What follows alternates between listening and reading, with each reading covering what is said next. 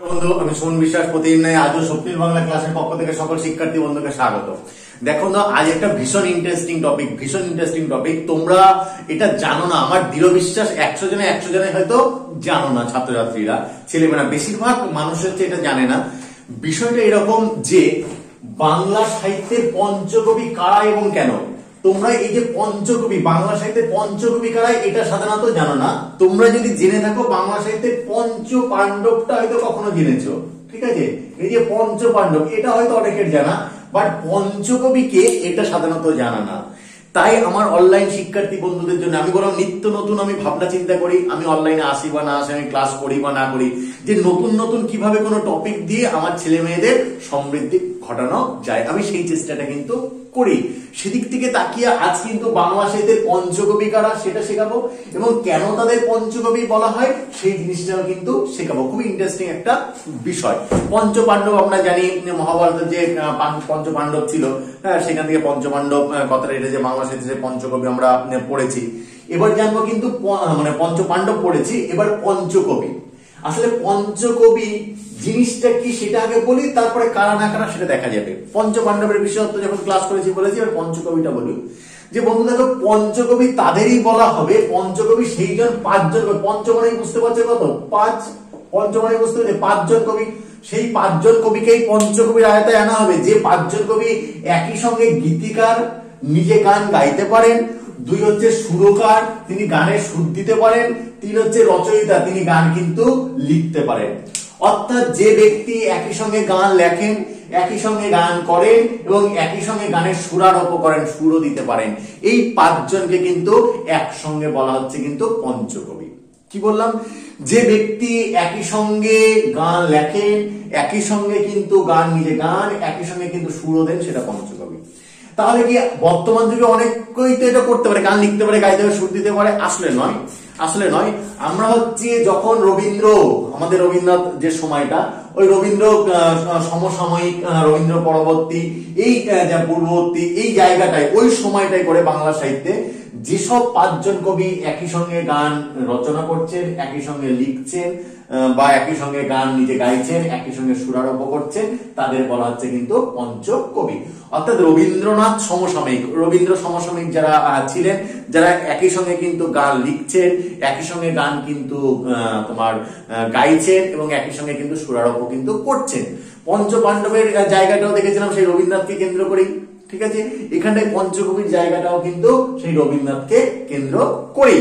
ওখানে রবীন্দ্র পরবর্তী ছিল, রবীন্দ্রনাথের পরবর্তী যে পাণ্ডব ছিল, আর এখানটা যে এই পঞ্চকবির ক্ষেত্রে রবীন্দ্রনাথকে ধরে, পঞ্চ পাণ্ডবে ছিল রবীন্দ্র পরবর্তী, আর পঞ্চকবিতে রবীন্দ্রনাথকে ধরে।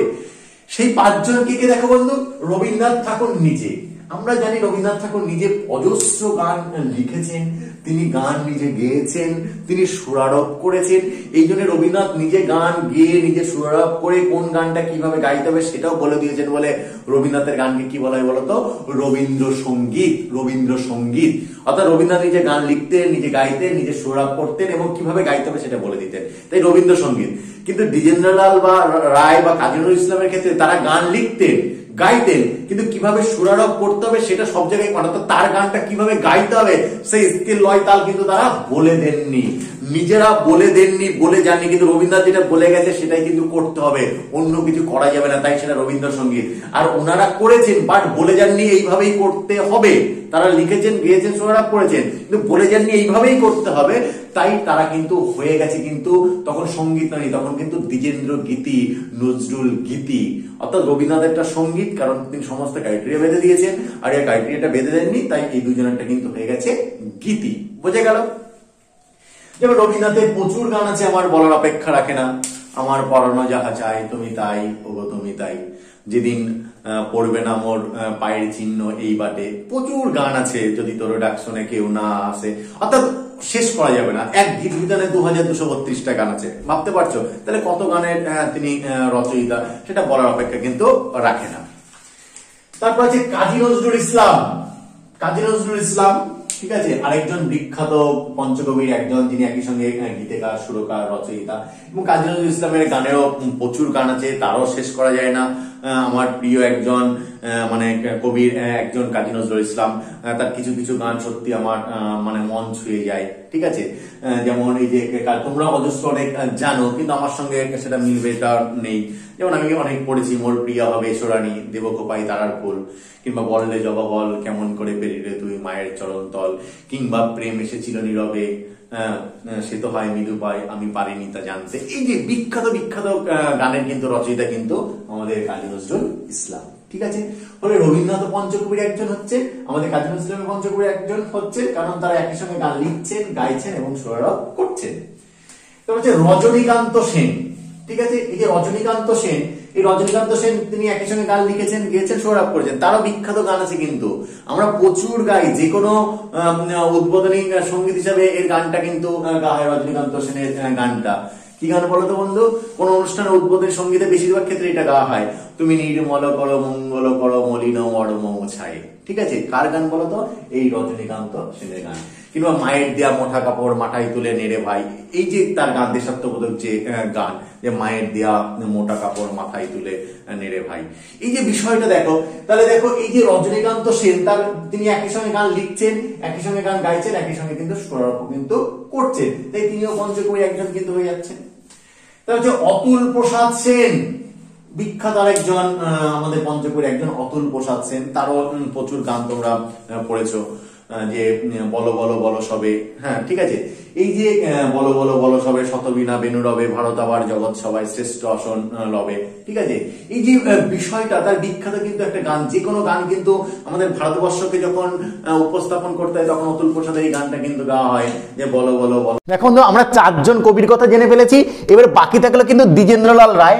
এই দ্বিজেন্দ্রলাল রায়ের কথা বলতে গেলে প্রথমেই যে গানটার কথা মনে আসে, ধনধান্যে পুষ্পে ভরা আমাদেরই বসুন্ধরা। তাহলে তিনি একই সঙ্গে গান লিখছেন, গাইছেন, সুরারোপ করছেন।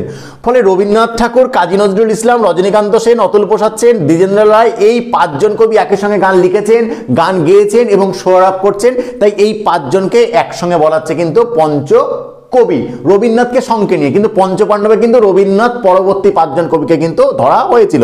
ফলে যদি জানতে চাই পঞ্চকবি কারা, তখন তুমি যে কোনো একজনের নাম বললে হবে। রবীন্দ্রনাথ ঠাকুর বলো, কাজী নজরুল ইসলাম বলো, রজনীকান্ত সেন বলো, অতুল প্রসাদ সেন বলো, দ্বিজেন্দ্রলাল রায় বলো। যদি বলে কেন, তখন বলবে তারা একই সঙ্গে গান লিখেছেন, একই সঙ্গে গান গেয়েছেন এবং একই সঙ্গে কিন্তু সুরারোপ করেছেন। এই জন্য তাদের কিন্তু পঞ্চকবির তকমাটা কিন্তু দেওয়া হয়েছিল।